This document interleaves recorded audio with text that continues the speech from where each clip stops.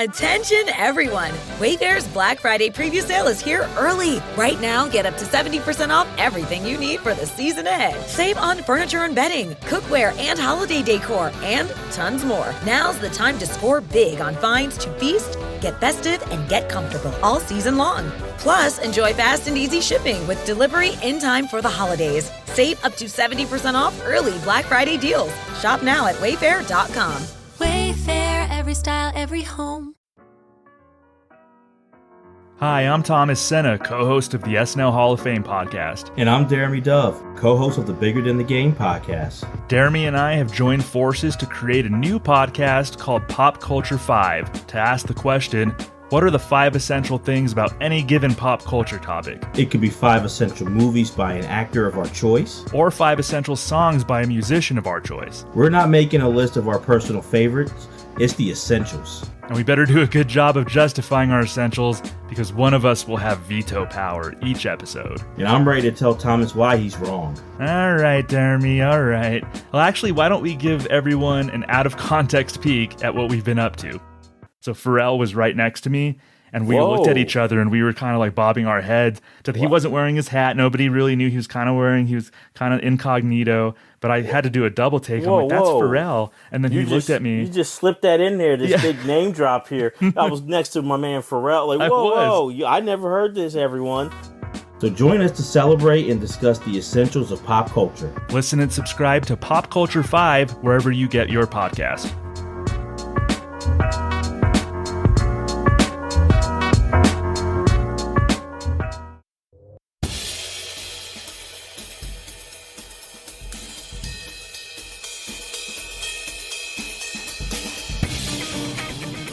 Hey, it's time to gather around the water cooler to talk the SNL Hall of Fame.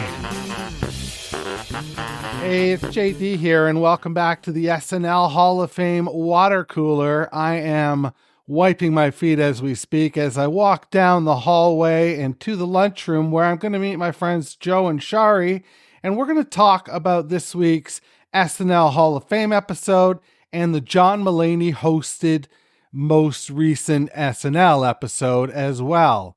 I am walking in right now where we keep the water cooler in the lunchroom. Joe, my friend, how are you doing today? Refreshed and ready to go. Love it. Shari, how about you? I've got my water bottle as usual, and I'm getting my glug on like I do every time we meet here at the water cooler. Glug, glug. Well, let's go right into things here. This week on the SNL Hall of Fame, we threw a bit of a curveball at you because if you follow along from the draft onward, you would have expected Randy Newman in this slot. And I know that because he was my draft pick. Unfortunately, sometimes when we're seeking guests, it's difficult to find a guest that can do a really thorough job of making that nomination. And in this case, we ran into that, and we don't want to put out an episode that you don't just love. So there's that. The switch that we made was for Jack White. So we had Ryan McNeil on the show, our musical consultant, in conversation with Thomas discussing Jack White. Shari, do you want to recap that episode for us? Absolutely. Well, Ryan is just the musical savant. He just knows so much about so many different artists. I almost am tempted to want to email him and chat music with him because he's so fascinating. And Thomas is equally as fascinating and also a music fanatic. And they both, as usual, had a great discussion, this time on Jack White, a Michigan boy, another Michigan native. So I was excited to hear that. I didn't know much about Jack, so I was fascinated to hear a little bit about him, starting with the White Stripes and then going all the way through all 5. He is a 5-timer and has a 5-timer jacket of his appearances, starting in, and I have the dates written down, 2002, 2012, 2018, 2020, and 2023. And Thomas and Ryan had absolutely fascinating discussion about each of his performances and how he gives it his all. He's always ready and he's always different. He brings different background musicians. They talked a lot about the fact that he was a pitch in when one of the guest artists said something, as they sometimes do. Morgan Wallen said something, and Jack came to the rescue at the last minute. And they talked an awful lot about that performance and how amazing it was. He could have just phoned it in and he didn't. So, an excellent discussion with Ryan and Thomas about the uber talented Jack. Yeah, absolutely. He really does exude cool and talent. I think back, I've been listening a lot this last couple of weeks to the big White Stripes album, the one that launched them. It wasn't, I think it was their third record, but it launched them into the stratosphere, and I followed them quite closely after that. But for some reason, I never followed Jack White on his own, except for on SNL. Joe, enough of my drivel.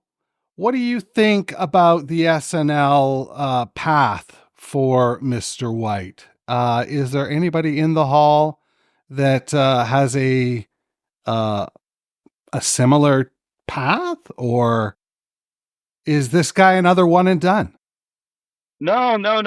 I think, well, one, he has his own identity. I mean, but to answer the question about someone similar, I know the obvious answer is U2.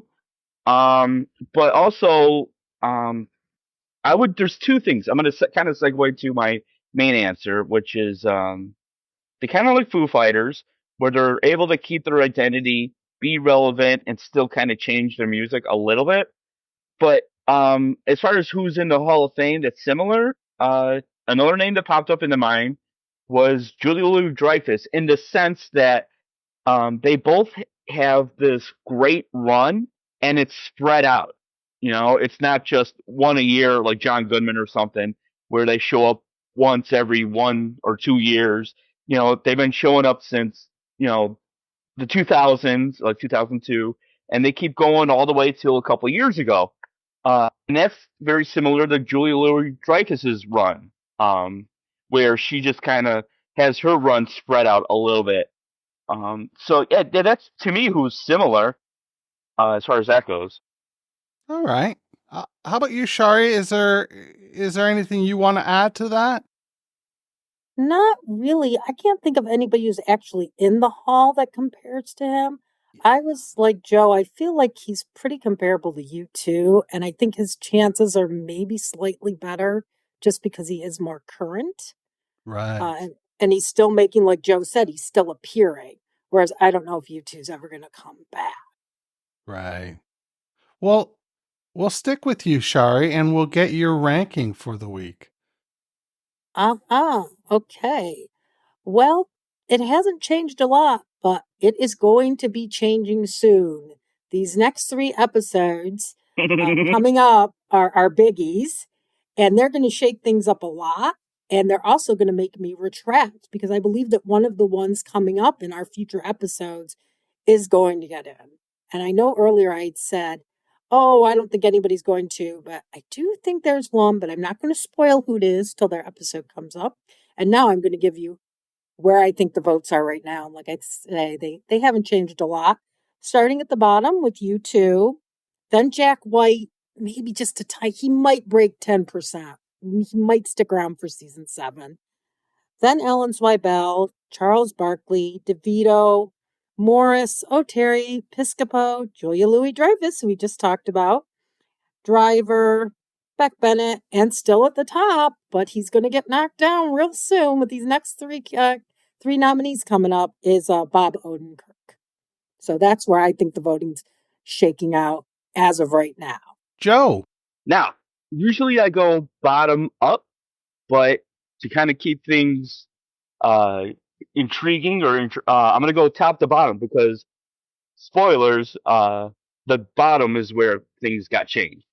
So from 1 to 12, I'm going to go Garrett Morris, because like I always say, I don't feel like he got the recognition he deserved, and the least we could do is give him a spot in the Hall of Fame. Then Zweibel for a similar reason. And then then Odenkirk, because just like Zweibel, they brought up the best in their performers. Piscopo for holding down the fort after Lorne Michaels left. Beth Bennett for having a great run as a utility player. Sherry O'Terry for showing up for 5 years and, having great characters and impressions. Julie Louis-Dreyfus for having a great run as a host. Danny DeVito for the same thing, but he's lower because he hasn't shown up since the 2000s. So now the question is, where does Jack White show up? So now I'm going to go to Charles Barkley, great host, not but he's low on the list because he's not a performer. So now where is it going to go? Jack White or U2? I'm going to say U2 because right after that Ashley Simpson incident happened, it felt like they brought in U2 to say, go wild throughout the studio. Show that this show is live, and then do a third song and mess with the camera and all that stuff. And then Wow. Jack White, huh? That's wild. Yeah, and then Jack White, he's a 5-timer, but I always have a hard time, with someone that excuse me, little water, that is just a musical guest. Like if they, don't get me wrong, great music, and he's been doing it for all, all the 2000s, just showing up, and replacing another musical guest, as we've said, but just been a musical guest. And they mentioned this in the other podcast. It would be cool to have him in a sketch. He has a presence that he could play around with. And to me, he has this look similar to, I guess, Johnny Depp, if I was to compare him to an actor. So it would be funny to do something juxtaposition to that, where he's kind of like a weirdo that's cool with it. And because he's cool with it, we want to be cool with him. So it would be cool to see him maybe as a nerd or maybe as a businessman or something like that in a sketch or in a pre-tape or something, kind of like how Dave Grohl did or something, just kind of cross over and not just do a musical guest. Again, great music, not doubting that, but to me, like I just don't like, or I don't want to say I don't like it, but it just seems very simple, or it doesn't seem like they're doing extra credit, I guess is what I'm trying to spit out, when they're just being the musical guest, even though they're doing great music. And that's the assignment they're given, is be the musical guest. But as far as being in the SNL Hall of Fame, it's like, do a little bit more, so. It's interesting. This just, for lack of a better term, it enrages me.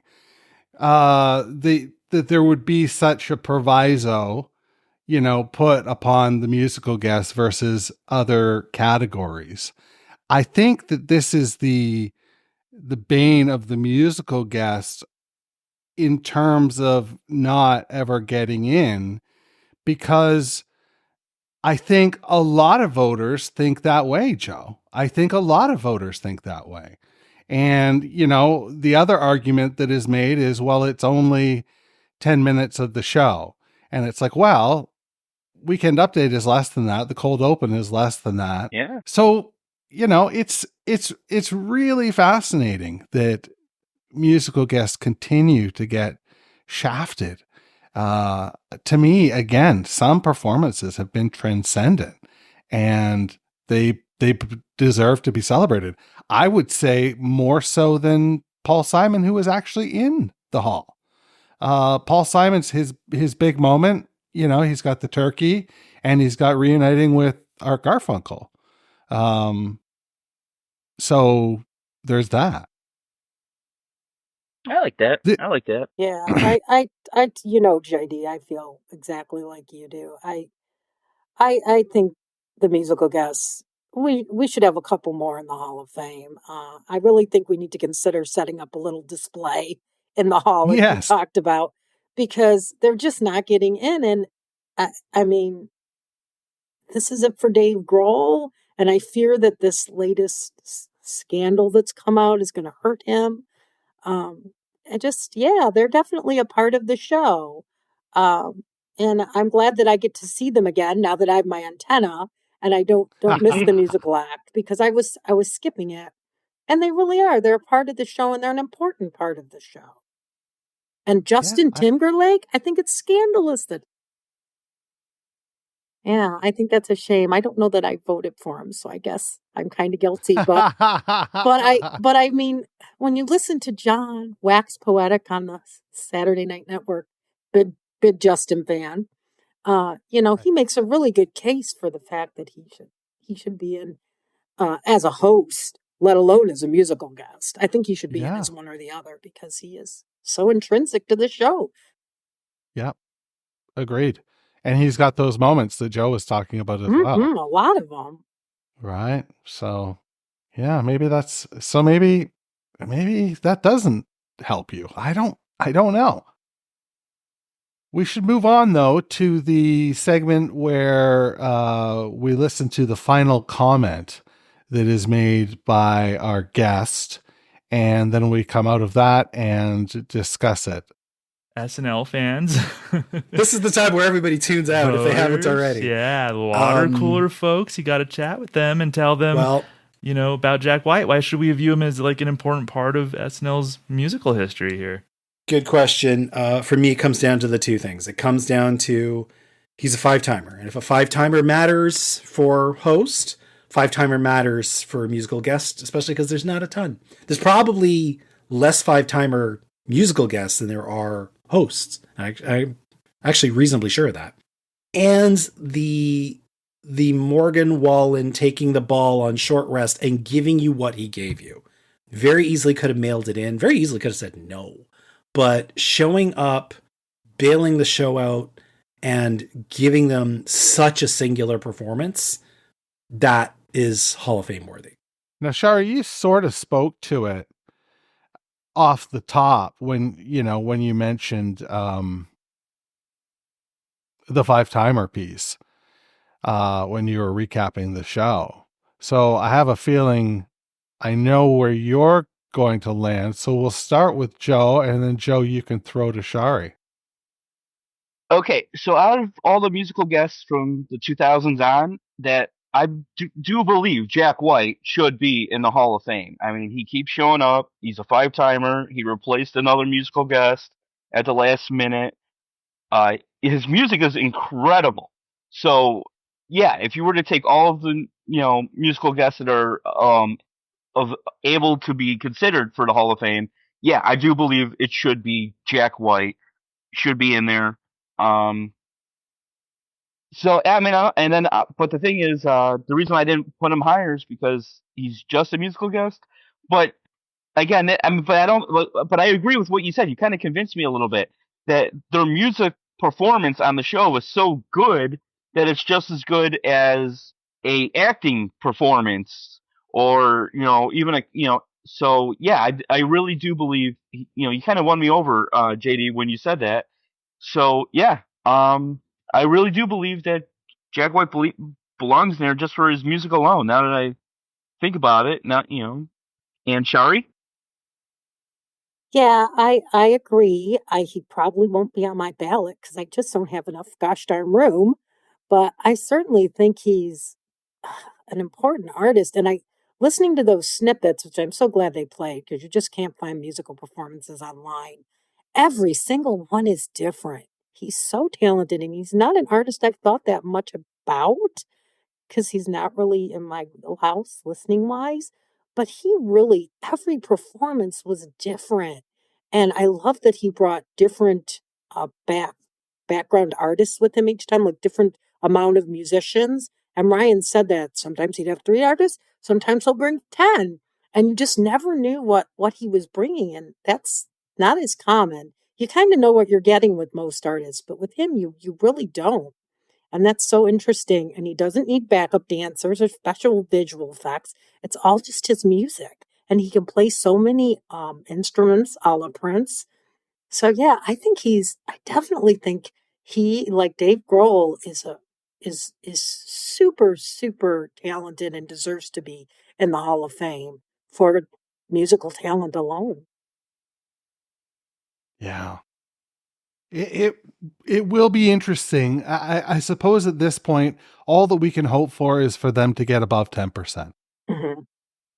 And if they can do that, well then, kudos. Kudos. I don't know why I said it kudos, but Mixed it up.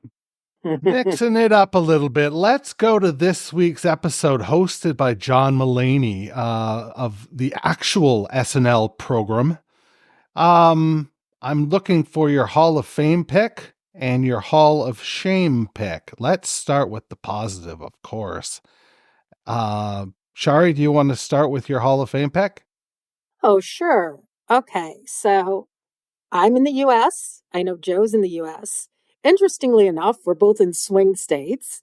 I don't want to get too political, but I've been reading a lot about the whole swing state thing, and it's quite fascinating.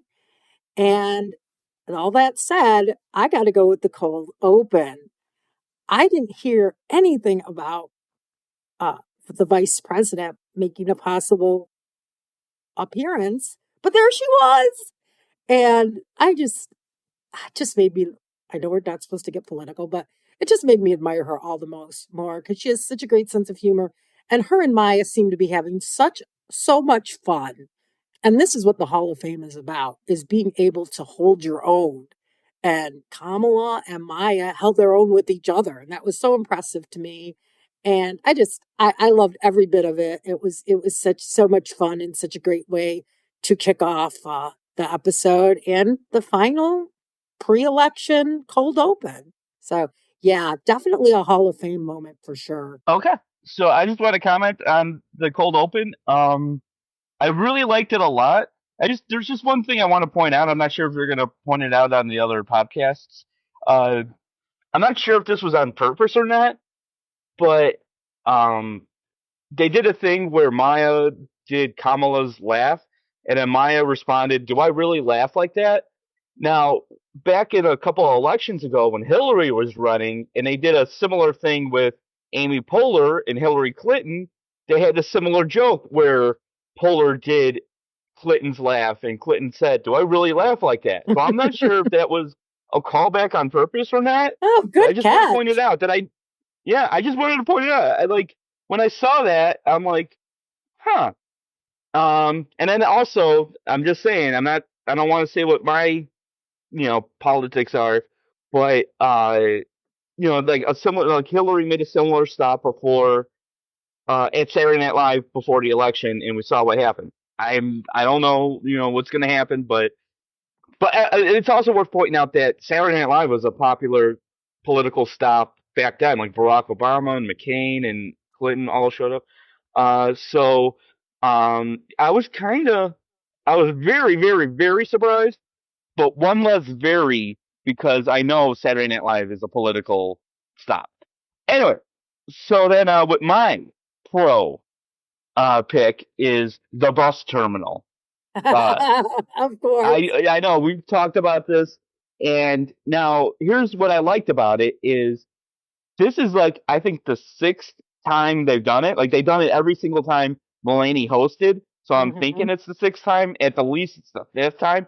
What I like is they were able to keep it fresh, unlike the organ milk, which I thought was so clever. I'm like, but they were able to do something new and. They didn't need any tricks. I know on the third time they had David Byrne, or no, who was it? Jake Gyllenhaal did a cameo. And I'm thinking oh, this time, in order to keep it fresh, they're going to need someone to show up. And I thought they were going to do that with Timothy Chalamet when they mentioned him. But no, they did have a cameo. They had Pete Davidson. Pete Davidson. He showed up, but it wasn't even like a showy cameo. He was just there. You almost forgot that he wasn't on the show anymore. It wasn't he was in the setup and he was just standing there and it wasn't a big. I don't even think the audience really reacted to it in this because it was that under the radar.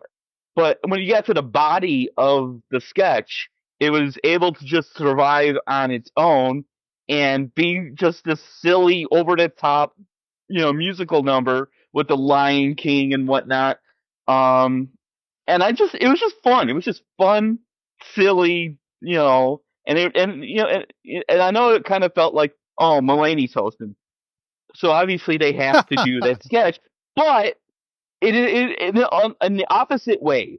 It is like, ooh, Mulaney's hosting. I hope they do that sketch. And to me, because I was hoping for it, they delivered, and I'm like, cool. So, and because they're able to keep doing it, that's why I think it's a pro. And just like how Stefan is associated with Mulaney, I think this should be associated with him all the more because it's a reoccurring thing when he hosts. It's almost like his Continental, like what the Continental is to Christopher Walken. This is the sketch that they have to do when he hosts. Agreed. And it's always great, and I hope it's a fan favorite and not just my favorite. So that's what I think.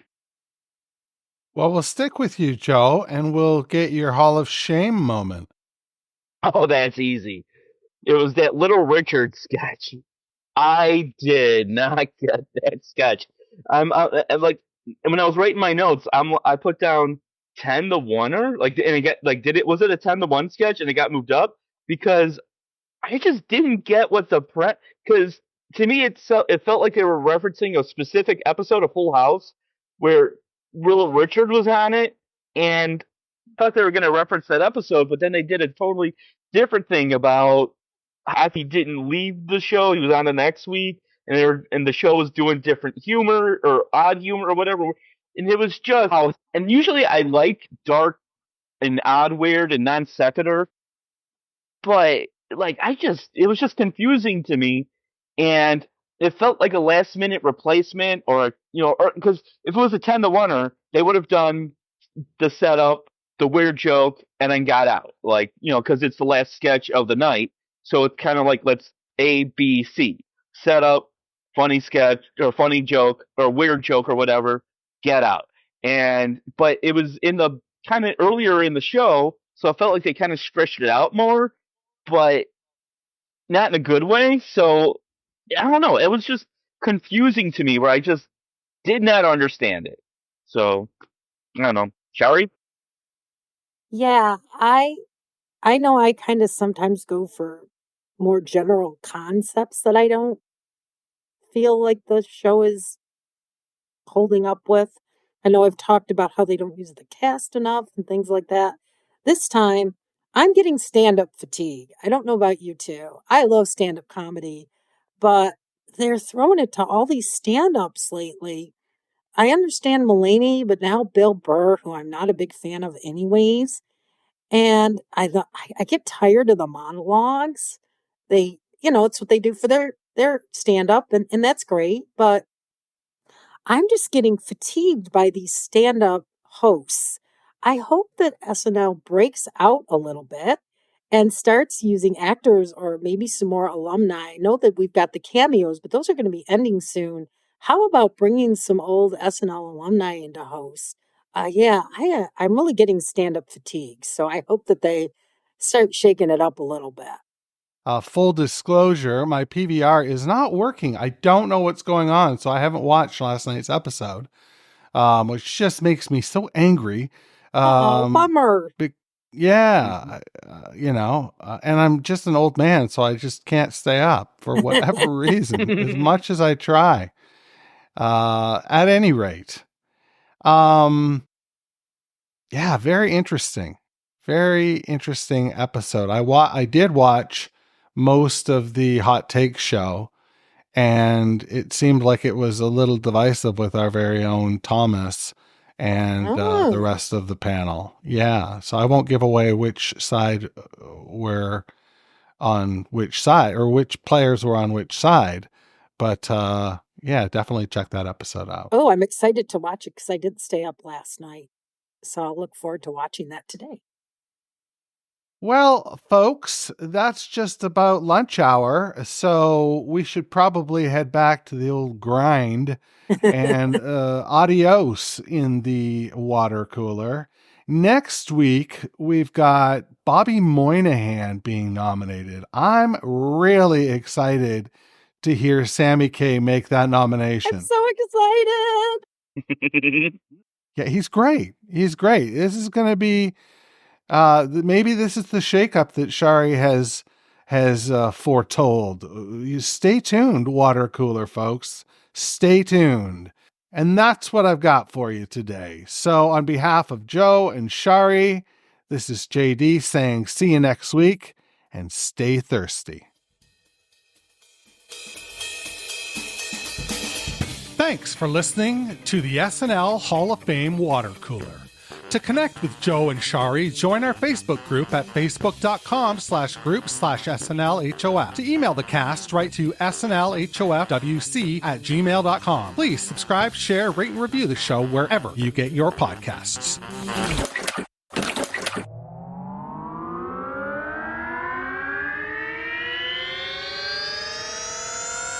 To podcasts and such.